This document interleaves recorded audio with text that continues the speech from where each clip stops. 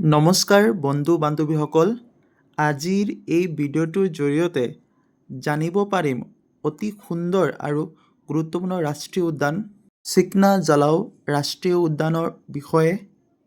এই ৰাষ্ট্ৰীয় উদ্যানৰ আয়তন হৈছে 316.29 বৰ্গ কিলোমিটাৰ। অসমৰ চিৰাং আৰু কোকৰাঝাৰ জিলাত অৱস্থিত। এই ৰাষ্ট্ৰীয় উদ্যানখন অসমৰ 8খন ৰাষ্ট্ৰীয় উদ্যান, লগতে বড়োলেণ্ডৰ 3য়খন ৰাষ্ট্ৰীয় উদ্যান। এই ৰাষ্ট্ৰীয় উদ্যানখন অসম কেবিনেট এপ্ৰুভ কৰিছিলে 2025 চনত 16 ফেব্ৰুৱাৰী তাৰিখত। অফিচিয়েলি নটিচ প্ৰকাশ পালে 2025 চনৰ 5 মাৰ্চ তাৰিখত। এই ৰাষ্ট্ৰীয় উদ্যানখনত সোণালী বান্দৰ আৰু বাঘৰ বাবে বিখ্যাত।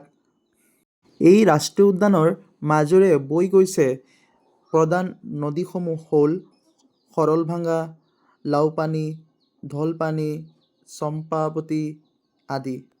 লগতে এই ৰাষ্ট্ৰীয় উদ্যানখন মানস ৰাষ্ট্ৰীয় উদ্যান আৰু ৰায়মনা ৰাষ্ট্ৰীয় উদ্যানৰ মাজত অৱস্থিত। ভিডিঅ'টো শেষলৈ চোৱাৰ বাবে সকলোলৈ ধন্যবাদ।